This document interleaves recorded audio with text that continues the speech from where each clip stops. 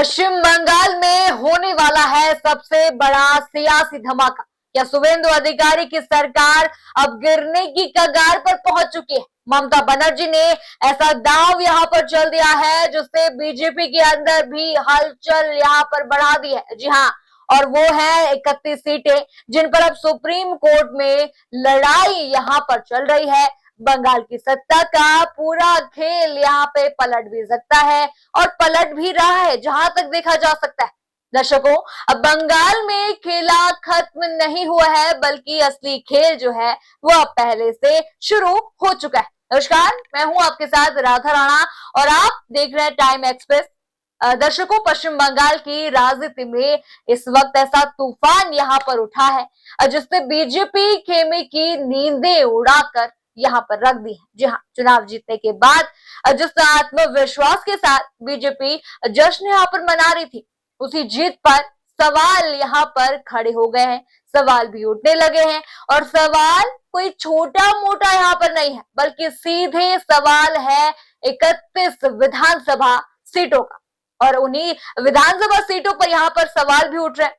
वही 31 सीटें जिनको लेकर अब ममता बनर्जी खुलकर मैदान पर उतर चुकी है। टीएमसी का यहाँ पर यह दावा है कि इन सीटों पर वोटर लिस्ट से बड़े पैमाने पर वोट डिलीट किए गए और अगर वो वोट नहीं हटाए जाते तो आज पश्चिम बंगाल की सत्ता की तस्वीर जो है पूरी तरह से अलग होती।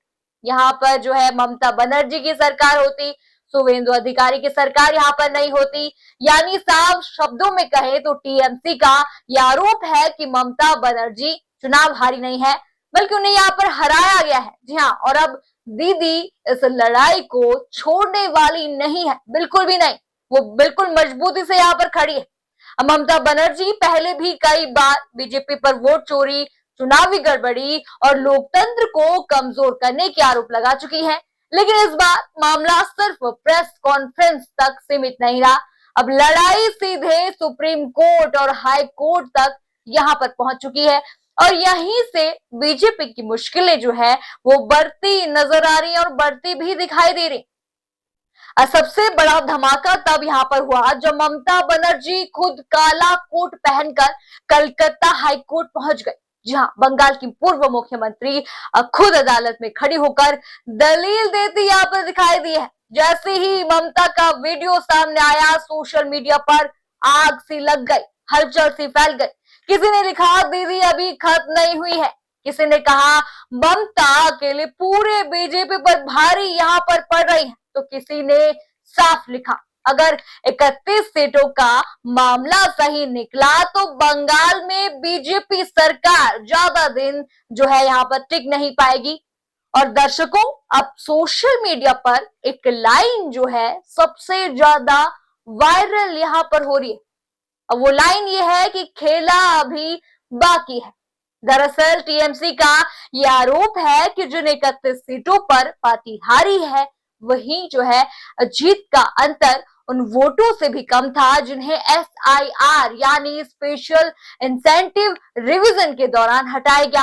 मतलब अगर वोट डिलीट नहीं होते तो शायद आज ममता बनर्जी फिर से मुख्यमंत्री होती और बीजेपी जो है सत्ता से बाहर यहाँ पर होती। टीएमसी सांसद कल्याण बनर्जी ने सुप्रीम कोर्ट में यह दावा किया कि कई सीटों पर हजारों वोट हटाए गए जबकि हार का अंतर बहुत ही कम था। पार्टी का यहाँ पर यह कहना है कि लाखों वोटरों को अचानक वोटर लिस्ट से बाहर कर दिया गया और इसी वजह से चुनाव प्रभावित यहाँ पर हुआ है।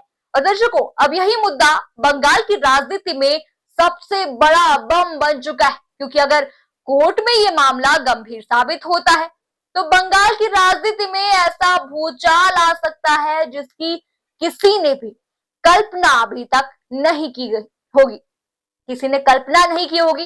राजनीतिक गलियारों में अब खुलकर चर्चा होने लगी है कि अगर इन 31 सीटों पर दोबारा समीक्षा हुई या वोट डिलीशन को लेकर बड़ा फैसला आया तो शुवेंदु अधिकारी की सरकार पर संकट यहाँ पर गहरा सकता है।